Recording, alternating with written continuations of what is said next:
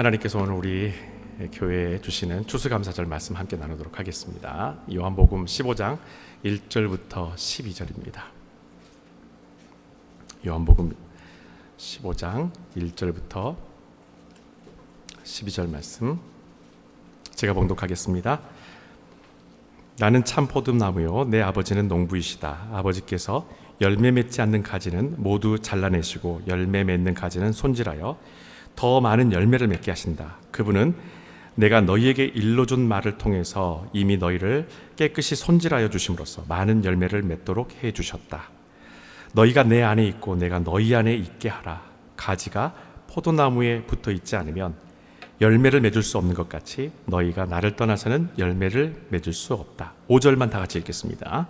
나는 포도나무요 너희는 가지다. 누구든지 내 안에 살고 내가 그 안에 살면 많은 열매를 맺을 것이다. 너희가 나를 떠나서는 아무것도 할 수 없다. 만일 누구든지 나를 떠나면 필요 없는 가지처럼 버림받아 말라버린다. 그러면 사람들이 그것을 모아 불에 던져 태울 것이다. 그러나 만일 너희가 내 안에 살며 내 말을 자발적으로 따르게 되거든 무엇이든지 원하는 것을 구하라. 그대로 이루어질 것이다. 내 참 제자가 된 사람은 풍성한 열매를 맺는다. 그래서 이것으로 내 아버지께 큰 영광을 돌리게 되는 것이다. 아버지께서 나를 사랑하신 것처럼 나도 너희를 사랑하였으니 내 사랑 안에 살아가라. 너희가 내 말을 지키면 내 사랑 안에 사는 것이다. 그것은 마치 내가 아버지의 말씀을 따르며 그분의 사랑 안에 사는 것과 같다. 11절 12절 다 같이 읽겠습니다. 내가 이런 말을 하는 것은 나와 같은 기쁨이 너희에게도 충만하게 하려는 것이다. 그렇다. 너희 기쁨의 잔이 넘칠 것이다. 내가 너희를 사랑한 것 같이 너희도 서로 사랑하라. 아멘. 여러분, 우리는 다양한 스트레스 안에 살고 있습니다. 대표적인 것이 성과입니다. 얼마만큼 성과를 낸느냐, 저 사람이. 얼마만큼 성과를 내는 삶을 살고 있는가. 그것을 통해서 사람을 평가하고 그것을 통해서 스스로의 가치를 생각하는 것이 저와 여러분들이 지금 살아가고 있는 이 현대 사회입니다.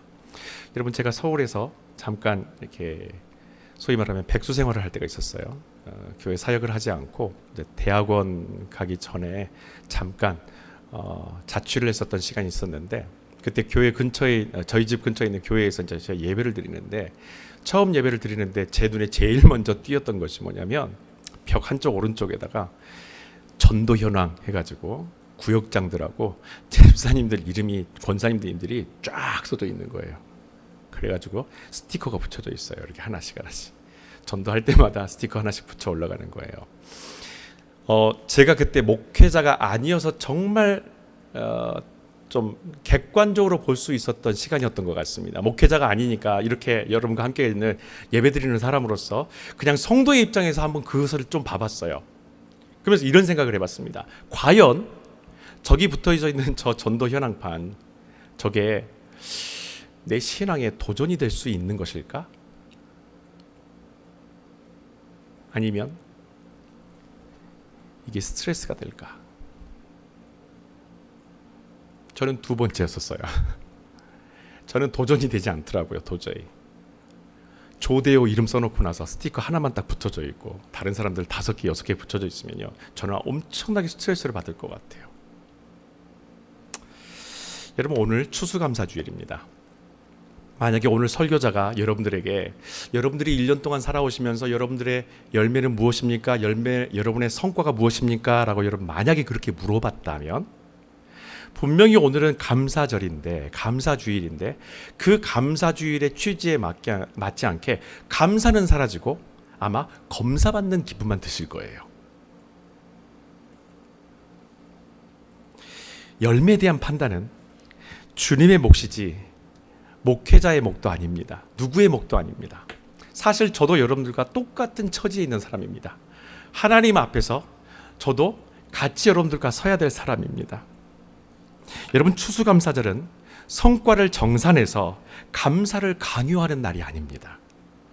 저와 여러분에게 그 사역에서 삶에서 어떤 성과가 있었냐, 얼마만큼 네가 헌신을 했냐, 얼마만큼 헌금을 했냐, 이것을 가지고 하나님께서 우리를 평가하는 날이 아니라는 것입니다. 추수감사절은, 적어도 감사절은 우리 안에서 일하신 그 하나님을 기뻐하는 날이 추수감사절입니다. 그러니 내 능력을 자랑할 필요도 없고 나의 부족함에 대해서 부끄러워할 필요는 더더욱이 없습니다. 오늘 이 날은 우리가 마음껏 기뻐하고 감사할 수 있는 날이 되어야 합니다. 여러분, 요한복음에 헬라어로 에고에이미라는 말이 있어요. 에고에이미는 아이엠이라는 말입니다.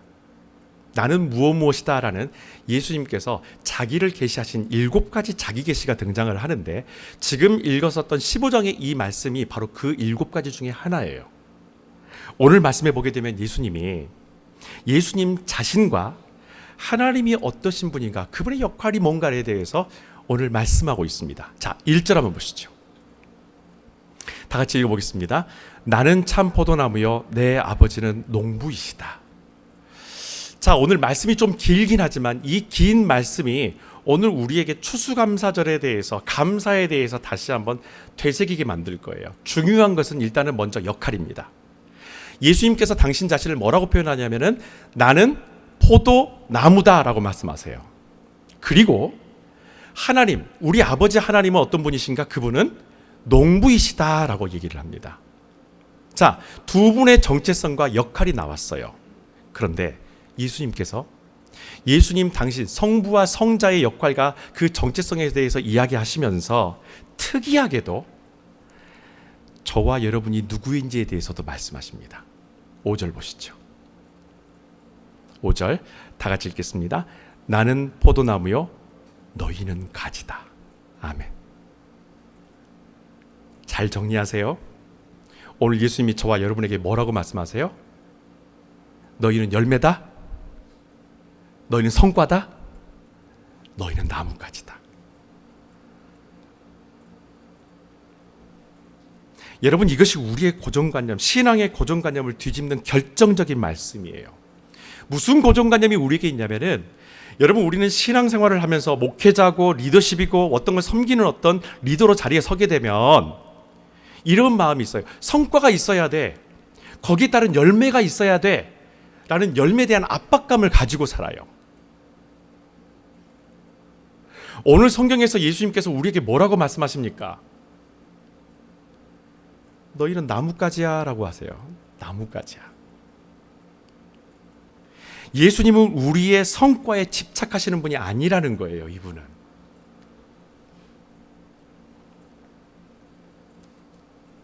여러분, 우리를 지으신 분이 하나님이시죠. 우리는 그것을 믿습니다. 그분이 그러면 나를 모르실까요? 나도 내 자신을 알고 우리 식구들도 내가 어떤 사람인지 알아요. 언제 고집을 피우는지, 언제 내가 성격이 갑자기 괴팍해지는지, 좋아하는 음식은 뭔지, 장점은 무엇인지, 단점은 무엇인지, 내 성질과 고집들, 내 성품에 대해서 사람들도 다 아는데 하물며 여러분, 하나님께서 저를 모르실까요? 나의 성실함에 대해서, 내가 정말 좋아하는 것에, 기뻐하는 것이 무엇인지를 하나님이 진짜 모르실까요? 그분이 나를 만드셨는데. 그렇게 나를 아시는 분이 저와 여러분에게 열매를 가져오라고 요구하실까요? 하나님은 우리에게 열매를 강요할 수가 없어요. 그러실 일이 없습니다. 왜냐하면 알잖아요. 야, 조 목사, 나는 네 그릇을 알아. 하나님이 저를 아시니까 저에 대해서 성과를 묻지 않으세요. 하나님은 계속해서 저와 여러분을 향해서 뭐라고 말씀하시면 넌 나뭇가지야. 내 이름과 똑같은 나뭇가지야. 그냥 버려진 나뭇가지가 아니라 너는 포도나무 가지야. 여러분, 인간은 신이 기대하는 수준의 어떤 성과를 절대 낼 수가 없습니다. 그래서 주님은 저와 여러분에게 너희는 나무다라고 말씀하지 않으세요. 우리는 그 나무에서 체험을 받는 수많은 나뭇가지 중에 하나입니다. 현재 집사님 고마워요. 포도 갖다 주셔서. 진짜 포도가 있어요, 여기. 이따 우리 식사 후에 바로 잡을 겁니다. 지금부터 상상해 보세요. 포도나무는 아주 큰 넝쿨이 있는 하나의 줄기에서요, 수많은 가지가 계속해서 뻗어나가요. 거의 한 구역 안에 두 나무 정도면 다 덮어버립니다. 오늘 주님께서 우리한테 너 나뭇가지야, 너 나무 아니야 라고 말씀하세요. 여러분, 흥미로운 것은 나무의 생명력은 뿌리에 있습니다. 나뭇가지가 하나가 꺾여도 나무는 죽지 않지만 뿌리가 흔들리게 되면 열매는 고사하고 나무는요, 그 존재 자체가 가치가 다 사라지게 되는 거예요. 내 삶의 영적인 뿌리가 흔들리게 되면, 내가 그 영적인 공급을 받지 못하게 되면 더 이상 우리는 포도나무 가지가 아니라 그냥 마른 가지예요. 그러면 오늘 성경에 나와 있는 말씀처럼 그냥 사람들이 주워다가 불로 떼버리는 거예요.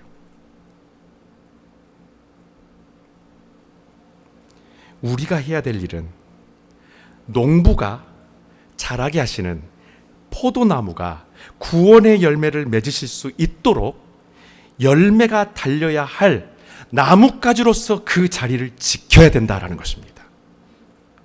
하나님이 우리에게 원하시는 것은 바로 이거예요.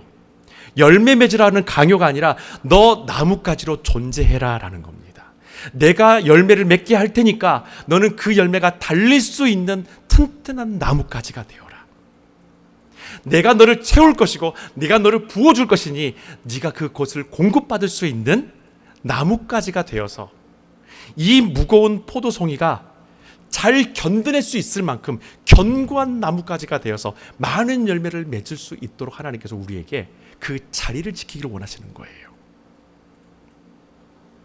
반대로 말하면 감사가 없는 이유는 참 포도나무의 가지로 내가 살고 있지 않기 때문입니다. 열매가 없어서가 아니에요. 내가 참 포도나무의 그 가지로 살고 있지 않고 다른 생각을 하고 살고 있기 때문이에요. 여러분, 예수님은 우리에게 참 포도나무의 가지로서의 삶을 반드시 살아내라고 말씀을 하십니다. 그것이 주님이 우리를 위해서 피 흘리신 구원의 열매로 나타나게 될 겁니다. 자, 감사는 바로 그 삶에서 나오는 거예요. 그래서 오늘 저는 우리가 이 행복한 나뭇가지로 살아가는 성경적인 성장 과정들을 제가 여러분에게 오늘부터 소개해 드리려고 해요. 어디서부터 시작해야 될까를 다시 한번 우리가 점검하면서 이 말씀을 통해서 우리 안에 감사가 무엇인지, 기쁨이 무엇인지, 열매가 무엇인지에 대해서 다시 회복하고 다시 자라날 수 있는 그런 귀한 복된 은혜의 시간이 되었으면 좋겠습니다. 자, 먼저 3절로 돌아갑니다. 3절 다 같이 읽습니다. 그분은 내가 너희에게 일러준 말을 통해서 이미 너희를 깨끗이 손질하여 주심으로써 많은 열매를 맺도록 해주셨다. 어디서부터 우리가 가지로서의 삶을 다시 회복할 수 있을까? 예수님께서 첫 번째 우리한테 이렇게 말씀하세요. 그분은, 농부는, 하나님은 내가 너희에게 일러준 그 말을 통해서, 우리에게 주신 이 복음의 말씀을 통하여서 이미 너희를 깨끗이 손질하여서 그 용도에 맞게 쓰임받는 존재로서, 그 열매가 맺혀질 수 있는 건강한 가지로서 너희들을 만들어 주셨다라고 하세요.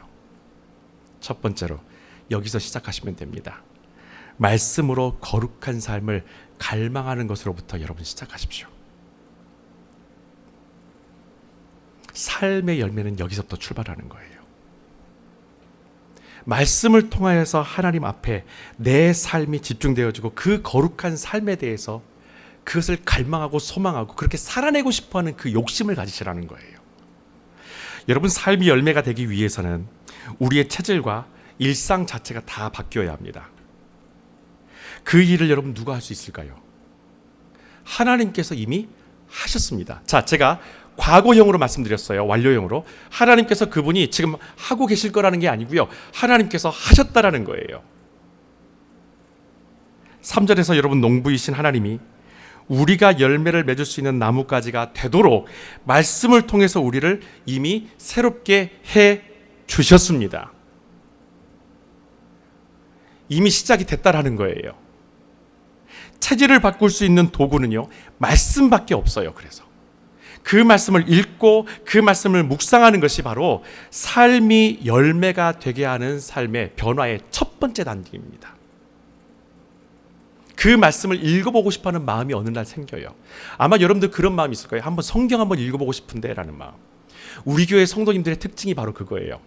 초기에 우리 교회에서 계속 말씀 훈련을 받다가 여러분들 안에서 무슨 마음이 생겼냐면 진짜 한번 성경 끝까지 한번 읽어보고 싶다.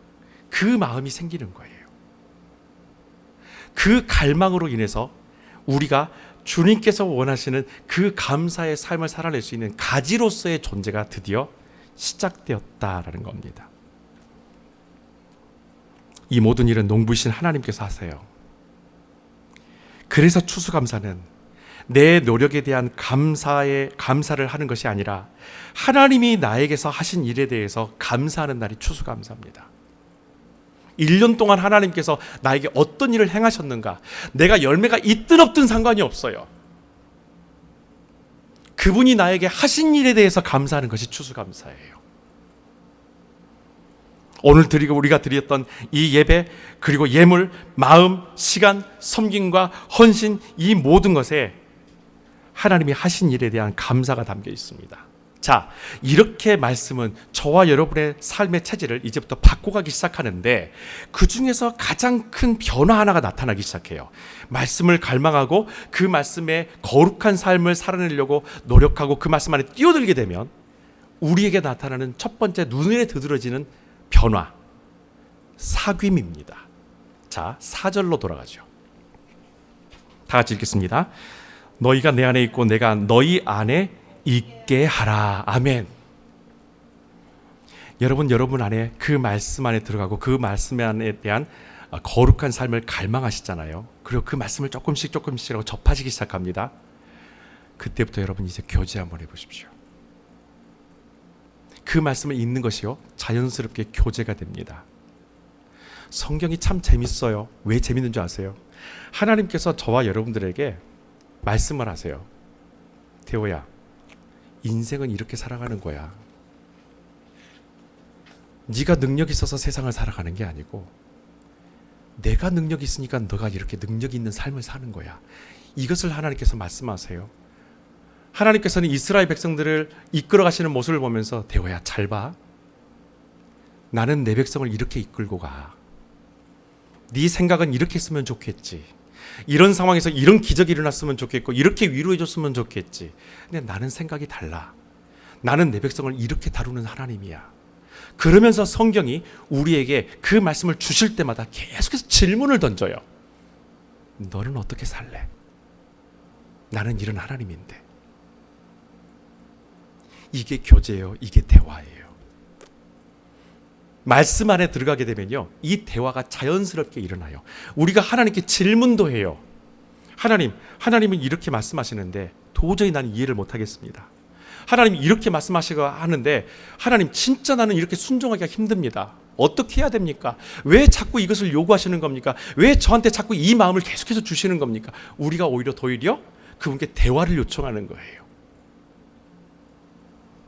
여러분 4절부터 6절에 보시게 되면 예수님이 반복적으로 강조하시는 말씀이 있어요. 그게 뭐냐면 내게서 떠나지 말라라는 말을 계속해서 반복하세요.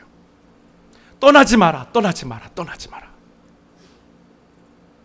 네가 내게서 떠나가게 되면 너는 아무것도 아니다. 너는 열매도 없을 것이다. 너는 아무것도 아니다. 포도나무이신 예수님께서 나뭇가지인 우리에게 우리를 걱정하시고 우리를 사랑하는 마음으로 해주시는 단 하나의 말씀은 그거예요. 절대로 내게서 떠나가지 마라.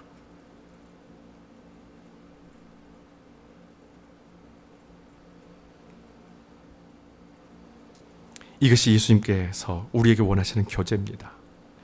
여러분, 이제는 우리가 주님이 원하시는 일에 관심을 가지고 살아야 돼요.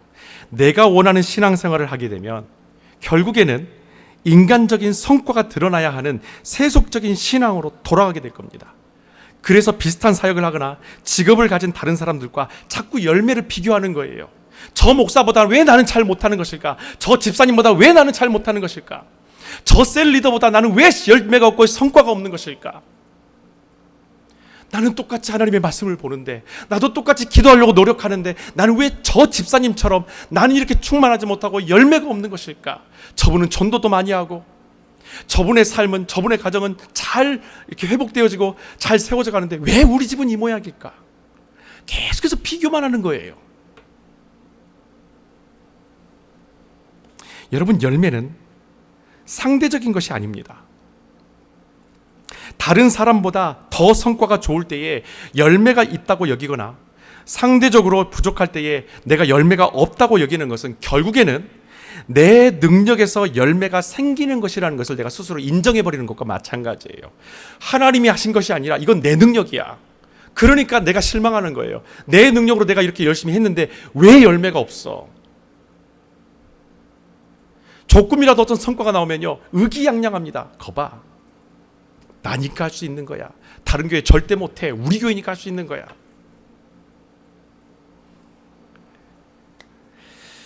여러분, 그래서 열매가 없는 스스로를 무능한 사람으로 낙인 찍어서 삶의 기쁨도 사라지고 의지도 사라집니다. 그러니 무엇인가를 시작하는 것 자체가 처음부터 두려울 수밖에요. 저는 1절에서 주신 말씀과 5절에서 주신 정체성에 대한 말씀을 다시 저와 여러분들이 생각했으면 좋겠어요. 왜 주님께서 우리에게 너는 나뭇가지야,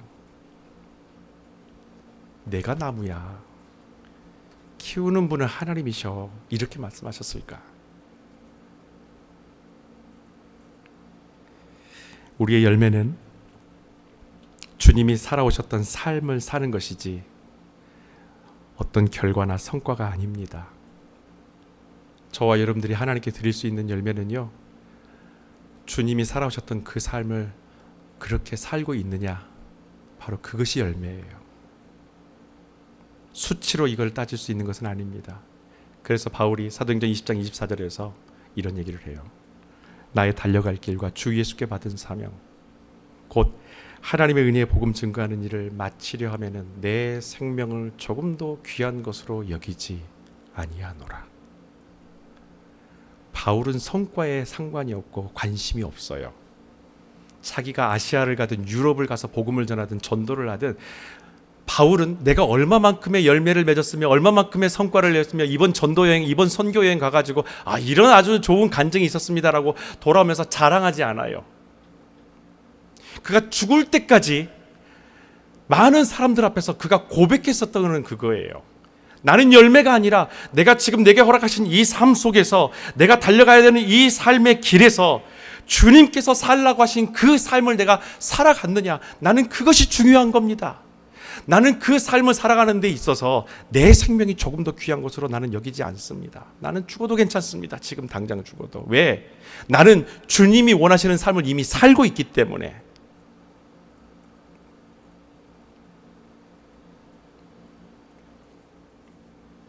여러분, 우리의 몫은 주님과의 교제이며 순종입니다. 여러분, 이렇게 예수님과 교제를 하게 되면 나도 모르게 주님께 바라는 것들이 생겨나요. 여러분, 이게 신앙의 기쁨이에요. 신앙생활하면서 주님과 계속 교제하잖아요. 그 교제함 안에서 점점 내 마음 가운데 하나님께 뭔가를 바라고 요구하는 것이 생깁니다. 근데 여러분, 이게 교만이 아니에요. 이건 교제하는 사람만이 맛볼 수 있는 기쁨이에요. 예수님은 그것을 알고 계시기 때문에 우리에게 예수님께서 먼저 제안을 해주십니다. 7절 보십시오. 다 같이 7절 읽겠습니다.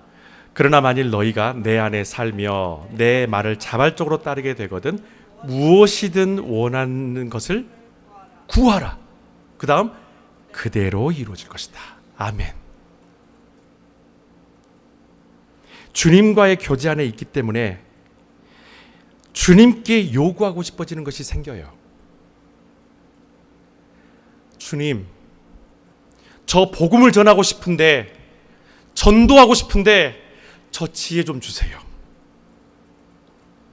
말씀의 지혜를 주시고 용기도 주세요. 저 담대함도 주세요. 인내할 수 있는 마음도 주세요. 요구할 수 있게 되는 거예요. 사랑하는 여러분, 주님과 교제함을 통하여서 여러분의 삶이 달라지잖아요. 그때부터 주님께 요구하세요. 아마 요구가 분명히 나올 거예요. 여러분 마음 가운데서 욕구가 치밀어 오를 거예요. 전하고 싶고 나도 저렇게 살고 싶어하는 그 욕구가 생길 거예요. 그때 하나님께 당당하게 요구하십시오. 나도 그렇게 살 수 있게 해달라고. 다른 사람들이 그렇게 간증하고 사는 것을 부러운 눈으로 보지만 말고 나도 그 사람이 될 수 있도록 해달라고. 나도 그들처럼 주님을 사랑하고 섬기며 하나님을 가슴 저리게 만날 수 있는 사람이 될 수 있도록 해달라고. 그리고 이 복음을 내 회사 사람들에게, 내 가족에게, 내 주변에 있는 사람들에게 마음껏 증거할 수 있는 나에게도 용기를 주십시오. 하나님, 영어가 안 되는데 하나님, 우리 집에 오는 그 손님, 내가 자주 만나는 버스 정류장에서 만나는 그 외국인에게 단 한마디라도 Jesus loves you, 이 말 한마디라도 할 수 있는 용기를 저에게 주십시오. 주님과 교제하는 사람은 주님 앞에 이렇게 당당하게 요구할 수 있습니다. 그래서 주님께서 말씀하시는 거예요. 무엇이든지 원하는 대로 구하라. 그러면 어떤다고요? 이루어주겠다. 내가. 열매는 주님께서 맺게 하신다는 겁니다. 저와 여러분의 역할과 저와 여러분의 능력이 아니라 너는 구하고 나는 일한다. 요구하십시오. 주님 앞에 당당하게 요구하세요. 이렇게 우리는 자연스럽게 제자가 됩니다. 여러분, 사실 제자 훈련이 따로 필요하지 않아요. 이렇게 나뭇가지로 살아가게 되면 이게 바로 제자가 되는 것입니다. 그런데 주님과 교제하는 그 방법을 우리가 모르기 때문에 교회에서 제공하는 훈련과 양육이 여러분들에게 도움이 되는 거예요. 여러분, 이렇게 하나님 나라를 이루기 위해서 자신의 삶을 헌신하는 사람들의 수고를 주님은 너무나 잘 알고 계십니다. 그렇기 때문에 언젠가는 지치고 낙심이 찾아올 때가 있다라는 것도 주님께서 잘 알고 계세요. 그렇게 하나님께 요구하면서 하나님, 이렇게 살아보고 싶습니다라고 열정을 가지고 나왔던 우리들이 어느 시간이 되었었을 때, 어느 시점이 되었었을 때 지친다라는 걸 다 알고 계세요. 어느 순간에는 낙심이 올 거라는 것도 알아요. 또 어느 순간에는 그래, 너도 열매 때문에 지금 마음 속상하지, 너도 성과 때문에 지금 속상하지, 이것도 주님 알고 계세요. 그것 때문에 지쳐있는 우리를 하나님께서는 알고 계신다는 것입니다. 그래서 주님은 9절에서 우리에게 이렇게 말씀을 하세요. 9절, 아버지께서 나를 사랑하신 것처럼 나도 너희를 사랑하였으니 내 사랑 안에 살아가라. 아멘. 아멘. 하나님께서 언젠가는 지칠 것을 알고 있는 저와 여러분에게 말씀하시는 것은 그거예요. 넘어져도 괜찮으니 내 사랑 안에서 넘어져라. 실패해도 괜찮으니 내 사랑 안에만 있어라. 낙심하고 좌절해도 괜찮으니 내 가지로 남아 있어라. 여러분, 주의 사랑 안에 거하십시오. 이것이 주님께서 원하시는 열매의 삶이에요. 이것이 열매예요.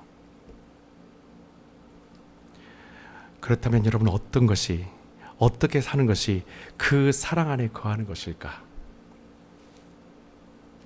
하나님의 사랑 안에 거한다는 것이 약간 추상적으로 느껴질 텐데, 여러분, 성경은 우리에게 결코 추상적인 말씀을 주지 않아요. 10절로 이어집니다. 10절 다 같이 읽겠습니다. 너희가 내 말을 지키면 내 사랑 안에 사는 것이다. 그것은 마치 내가 아버지의 말씀을 따르며 그분의 사랑 안에 사는 것과 같다. 아멘. 주의 사랑 안에 거하는 것은 무엇인가?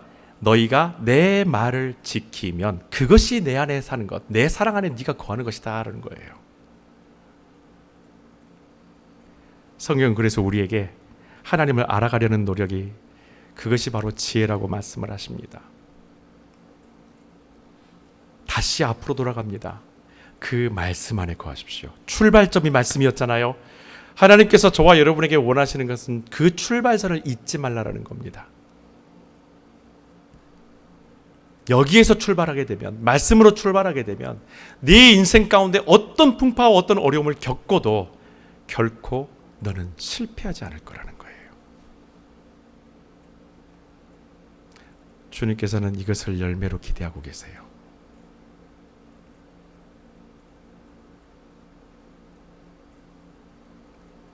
나를 지으신 농부를 알고 지치지 않는 생명력의 근원이 되시는 참 포도나무를 알게 되면 내 자신의 가치를 그때 이제 알게 됩니다. 여러분, 저와 여러분의 밸류는 예수 그리스도입니다. 스스로를 값싼 존재로 여기지 마십시오. 내 자신을, 이렇게 가치 있는 나를 싸구려로 취급하지 말라라는 거예요. 여러분 가정이 되었든 교회가 되었든 어느 곳이 되었든 겸손과 내 자신을 비하하는 것을 분별하시라는 거예요. 우리는 핏값으로 존재하는 사람들입니다. 누군가 우리를 살리시기 위해서 죽으신 분이 분명히 있다라는 겁니다. 주의 사랑 안에 거하며 살아가는 것이 오늘 저와 여러분의 열매인 줄 믿습니다. 자, 이렇게 우리가 주의 사랑 안에 거하게 되면 어떤 상황이 오더라도 어떤 넘어짐과 어떤 지침과 어떤 실패와 어떤 낙심의 자리가 있다 할지라도 주님의 그 사랑 안에 거하게 되면, 그 말씀 안에서만 우리가 거하게 되면 우리는 주님께서 사랑하시고 붙드시는 나뭇가지로서의 그 열매의 삶을 우리가 살아갈 수 있는 거예요. 이렇게 우리가 주의 사랑 안에 거하게 될 때에 단언컨대 이 일들은 시키지 않아도 아마 저와 여러분들이 당연히 알아서 하게 될 일이 될 것입니다. 그래서 저는 이것을 예수님의 명령이라고 표현하지 않고 저는 이렇게 표현했어요. 이것은 예수님께서 우리를 향한 파송이다. 12절입니다. 다 같이 읽습니다. 내가 너희를 사랑한 것 같이 너희도 서로 사랑하라. 아멘. 서로 사랑합시다. 옆에 계신 분들하고 이렇게 인사합시다. 서로 사랑합시다. 할 때까지 다시 합니다. 서로 사랑합시다.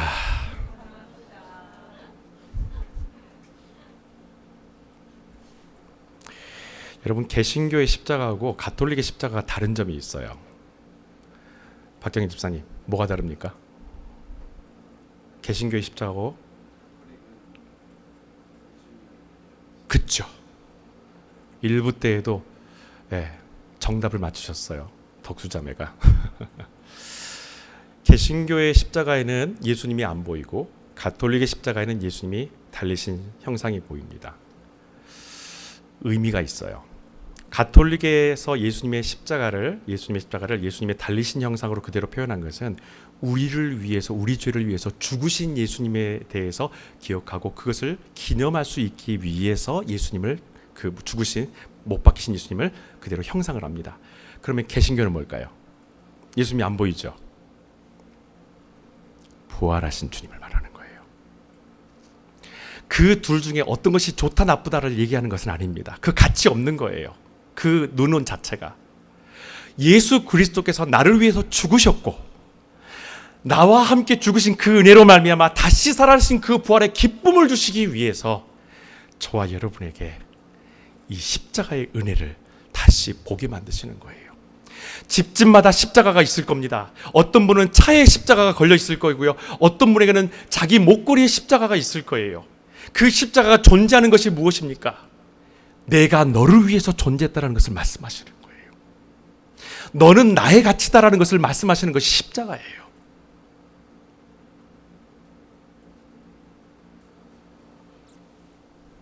그래서 그 십자가는 우리를 향한 주님의 사랑이 먼저 증거된 상징이기도 합니다. 모든 것을 주신 우리 주님께서 저와 여러분들을 이제 파송하시는 거예요. 명령이 아니라 우리를 파송하시는 거예요. 너도 이제 한번 사랑해봐. 너 할 수 있을 거야. 왜 안 될까요, 여러분? 안 될 리가 없죠. 말씀 안에 내가 거하는데 그분과 내가 친밀하게 교제하고 있고 내가 당당히 그 안에서 은혜 받음을 통해서 요구하고 있고 내가 넘어지고 쓰러지고 실패할 때도 끝까지 나를 붙드시는 그 말씀이 내 안에 있는데 왜 이게 불가능할까요? 불가능할 수가 없어요. 할 수 있는 거예요. 그래서 하나님께서 우리에게 용기를 주시고 북돋워 주시면서 우리를 밀어주시는 거예요. 너 할 수 있어. 너 사랑해봐. 내가 이렇게 사랑했던 것처럼 너도 사랑할 수 있어.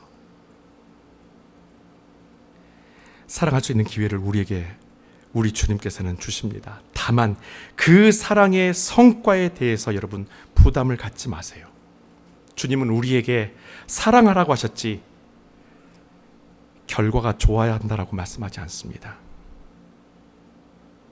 우리에게 사랑하는 삶을 살라고 주님께서는 요구하세요. 여러분들이 사랑해도 그 사랑이 안 돌아올 수 있어요. 실망하지 마세요. 그건 우리 몫이 아니라 그것은 하나님께서 하실 일이에요. 우리가 해야 될 거는 뭡니까? 사랑하는 거예요. 평생을 주를 위해서 살아왔었는데 내가 그 사람들, 많은 사람들에게 복음을 전하는데 하나님, 저는 지금까지 단 한 사람도 복음을 전해서 전도된 사람이 없어요. 낙심하지 마세요. 눈물로 씨를 뿌리는 사람도 있어야 하잖아요. 저는 여러분과 제가 그 눈물로 씨를 뿌리는 사람이 되었으면 좋겠어요. 다 된 밥상에 그냥 와서 그 차려진 음식을 혼자서 독식하는 사람이 아니라 다음 세대를 위해서 오늘 씨를 뿌릴 수 있는 사람, 비록 내 삶에 내 시간 가운데 그 열매는 안 돌아온다 할지라도 주님, 나는 오늘 씨를 뿌립니다. 말씀의 씨앗을 뿌립니다. 사랑의 씨앗을 뿌립니다. 복음의 씨앗을 뿌립니다. 거두게 하시는 분은 주님이십니다. 농부는 하나님이십니다. 저는 가지의 역할만 하겠습니다.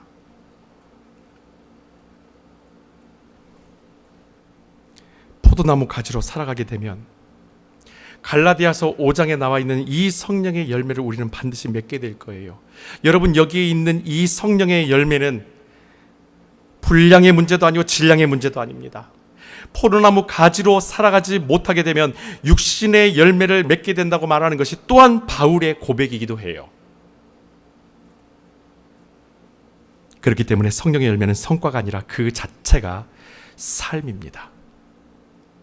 사랑하며 살고 기쁨이 넘치며 평강이 가득하며 인내하고 누구에게나 친절하고 선의를 베풀고 진실하며 온유하고 절제된 삶을 살아가는 그 사람에게서 열매는 나타날 겁니다.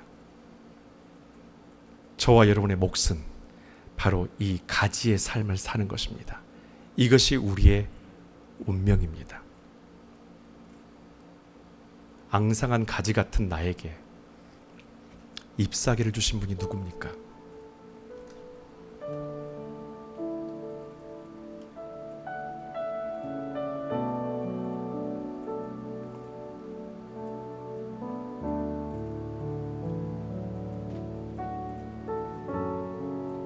아무것도 아닌 우리에게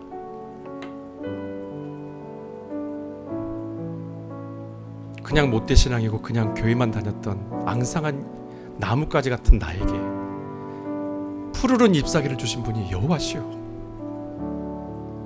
그 잎사귀 사이로 작은 열매라도 나에게 허락하신 분이 우리 여호와 하나님이십니다.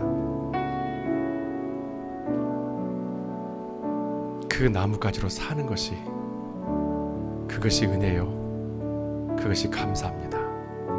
평생을 이 감사절의 기쁨처럼 나뭇가지로 살아가는 저와 여러분들이 되시길 축원합니다. 기도하겠습니다. 이 시간에 하나님께 기도하며 나아갑시다. 하나님, 열매를 좇아서 성과를 좇아서 그것이 자신 없어서 아예 하나님 앞에 나아가는 것조차도 생각하지 않고 살아왔었던, 그렇게 멍하니 세상만 바라보고 살아왔었던 저희들이 다시 주님 앞으로 나아갑니다. 주님을 갈망하고 주님과 교제하고 그 교제 안에서 당당히 당신께 나는 요구할 것입니다. 나에게 당신의 은혜를 달라고, 나에게 당신의 말씀의 능력을 달라고 나는 요구할 것입니다. 그리고 하나님, 내가 쓰러지고 넘어지고 지칠 때에 주님, 내가 주 안에 거할 터이니 나를 버리지 마시고 나를 붙들어 주시옵소서. 그리고 아버지 하나님, 내게 주신 그 귀한 사랑의 은사를 통하여서 많은 영혼들에게 오늘 눈물로 씨앗을 뿌리는 자가 될 수 있도록 하나님, 나를 사용하여 주시고 나를 지켜주시옵소서. 이 앙상한 가지에 푸른 잎이 돋게 하여 주시옵고 그 안에 하실 수만 있다면 하나님, 열매도 내게 허락하여 주시옵소서. 지금 이렇게 기도하면서 주님 앞에 나가기 원합니다. 할렐루야. 아버지 하나님 감사합니다. 주님 앞에 나아갑니다. 주님 아버지 하나님 주시옵소서.